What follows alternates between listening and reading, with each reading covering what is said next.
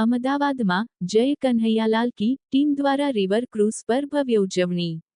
એસવીએફ entertainment, નમનરાજ productions private limited અને Siddharth Randeria production LLP દ્વારા નિર્મિત ફિલ્મ જય કન્હૈયાલાલ કી ની રિલીઝ પૂર્વે અમદાવાદના સાબરમતી રિવરફ્રન્ટ પર ક્રૂઝ પર એક ભવ્ય કાર્યક્રમ યોજાયો હતો.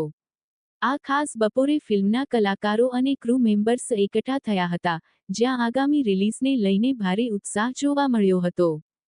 Film release 9 January 2026. Thank you so much. Yes, हमारी फिल्म काले थैंक यू सो मच. हमारी फिल्म जय कन्हैयालाल की નું રિલીઝ છે કાલે, અને મારી સૌ પ્રથમ ફિલ્મ ગુજરાતીમાં છે. હું ખૂબ જ એક્સાઇટેડ છું, અને મારો રોલ જે છે એ તો કાલે તમે લોકો પડદા પર જોઈશો એવી મારી ઈચ્છા છે.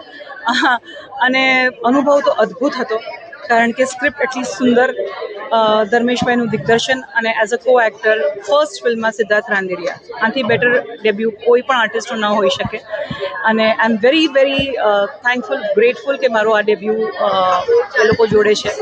અને અમારી ફિલ્મ ખૂબ સુંદર છે, જરૂરથી માણજો. ખાસ કરીને ગુજરાતી ઇન્ડસ્ટ્રી માટે શું મેસેજ રહેશે? મેસેજ આપવા માટે મેં જેમને તમને કહ્યું કે મારી આ ફર્સ્ટ ફિલ્મ છે, તો મેસેજ તો અત્યારે હું શું આપી શકું? બસ એટલું જ કહીશ કે આપણી ભાષાની ફિલ્મો આપણે જોવી જોઈએ, અને ખાસ કરીને જે આપણું યુથ છે એ લોકોએ પણ થોડો અમને સપોર્ટ કરવો જોઈએ. ગુજરાતી ભાષા માટે સપોર્ટ કરવો જોઈએ, અને ફિલ્મો વિવિધ જોનરની બની રહી છે, એટલે બધા માટે કંઈક જોવાલાયક છે. તો જરૂરથી એક એફર્ટ આપણે એઝ અ ગુજરાતી અને as a Gujarati audience, as Gujarati makers, આપણે એ ડેફિનેટલી એફર્ટ લેવો જોઈએ, જેથી કરીને આપણી ભાષા ગુજરાતમાં જ નહીં કે ગુજરાતીઓમાં જ નહીં, પણ દેશ વિદેશમાં વસેલા આપણા ગુજરાતી ભાઈ બહેનો પણ માણી શકે. જો આપણે આ ઇન્ડસ્ટ્રી ચલાવશું તો ઇન્ડસ્ટ્રી ચાલશે. અને વિથ સચ અ બ્લોકબસ્ટર લાઈક લાલો, અને આટલી બધી જે લાસ્ટ યર આટલી બધી સફળ ગુજરાતી ફિલ્મો બની રહી છે આપણા ગુજરાતમાં. અત્યારે અમારા પ્રોડ્યુસર પણ છે, એ ગુજરાતના નથી, એ બંગાળના છે. એ લોકોએ આ તરફ જોયું છે, ગુજરાત તરફ જોયું છે. એટલે ગુજરાત અને ગુજરાતી ભાષા અને ગુજરાતી ઓડિયન્સમાં એટલું પોટેન્શિયલ તો ડેફિનેટલી છે કે બધા જ આ તરફ ખેંચાઈ રહ્યા છે. તો આપણે એકજૂટ થઈને આપણે ડેફિનેટલી એકજૂટ થઈને એ આપણે પ્રયાસ કરવો જ રહ્યો કે આપણે આપણી ભાષામાં પિક્ચરો બનાવીએ, એ પિક્ચરો જોવાય, અને આપણે એ ખૂબ માણીએ અને સેલિબ્રેટ કરીએ આપણે આપણી ગુજરાતી ફિલ્મોને. એ ખૂબ ખૂબ અગત્યનું છે. માત્ર હિન્દી કે હું એમ નથી કહેતી કે બીજું નહીં જુઓ કે નહીં કરો, પણ ડેફિનેટલી આપણી ભાષાને give it a priority to watch the films and to be a part of it. Thank you so much. ખાસ કરીને મૂવી આવી રહી છે, શું રોલ છે આમાં અને કઈ રીતે ખુશી વ્યક્ત કરો છો? જય કન્હૈયાલાલ કી આવી રહી છે કાલે 9th ઓફ જાન્યુઆરીના, અને મારો જે પાત્ર છે એ જ્યોતિનું છે, જે સિદ્ધાર્થ સરની ડોટર પ્લે કરું છું. મારી ડેબ્યુ ફિલ્મ છે, તો આઈ હોપ કે તમે લોકો મને બહુ જ પ્રેમથી વેલકમ કરશો ગુજરાતી ઇન્ડસ્ટ્રીમાં. એક્સપિરિયન્સ કેવો રહ્યો તમારો? બહુ જ અમેઝિંગ. તમારા સાથે સિદ્ધાર્થ સર જેવા દિગ્ગજ કલાકાર હોય, વૈશાલી મેમ જેવા દિગ્ગજ કલાકાર હોય, અને ધર્મેશ સર જો ડિરેક્ટર હોય, તો પછી experience of course gonna be mind blowing. Siddharth Randeria એક આખું ટ્રેનિંગ સેન્ટર છે. એબ્સોલ્યુટલી. તો એમનાથી તમે શું શીખ્યા? એમનાથી ઘણી બધી વસ્તુઓ શીખી, પણ એક બહુ જ એક એવી વાત છે જે શાયદ બધાને નથી ખબર, કે ફાધર ડોટરના જેટલા પણ સીન છે મૂવીમાં is written by Siddharth sir.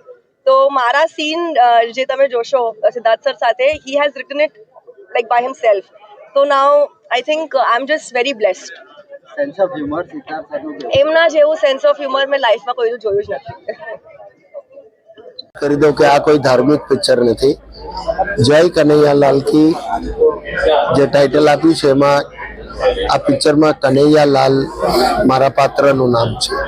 વાત એક મધ્યમ વર્ગીય ગુજરાતી ફેમિલીની છે, સીધું સાધું મધ્યમ વર્ગીય ગુજરાતી ફેમિલી. કન્હૈયાલાલ એના મોભી છે, પત્ની છે, કુટુંબમાં પરણાવા લાયક દીકરી છે, અને એક નાનો દીકરો છે.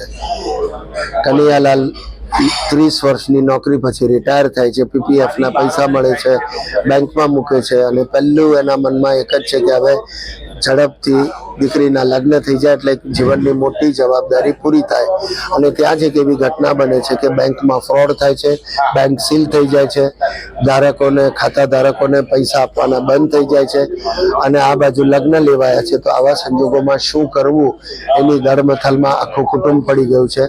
લગ્ન કેન્સલ કરી શકાય એવું પણ નથી કે કોર્ટ મેરેજ પણ કરી શકાય, તમે કહી શકો, પણ એ પણ કનૈયાલાલને ખૂંચે છે કારણ કે સામે જે વૈવાહિક પક્ષ છે, એકનો એક દીકરો છે, એમને ઉત્સાહ છે અને એ થાય છે કે ના બેટા, આખી જિંદગી તારે મહેણા સાંભળવા પડે એવું આપણે નથી કરવું, હું કંઈક વ્યવસ્થા કરીશ, કંઈક કરીશ. તો એ કંઈક કરીશમાં કનૈયાલાલ શું કરશે અને શું કરે છે એની આ વાર્તા છે. હાસ્ય છે, બહુ મોટા પ્રમાણમાં થ્રિલ છે, સસ્પેન્સ છે અને સૌથી મોટી વાત, આ ફિલ્મમાં છેવટે જે મેસેજ છે ને એ આપણા સમગ્ર ગુજરાતી પ્રજાના મધ્યમ વર્ગીય કુટુંબોને આવરી લેતો એક મેસેજ આ ફિલ્મમાં છેલ્લે આપવામાં આવ્યો છે અને સહકુટુંબ જોઈ શકાય એવી એક સરસ મજાની પારિવારિક ફિલ્મ છે. મારું પાત્ર આમાં ગુજ્જુભાઈનું નથી, એક જુદા પ્રકારનું પાત્ર છે અને મને ખાતરી છે તમને ગમશે.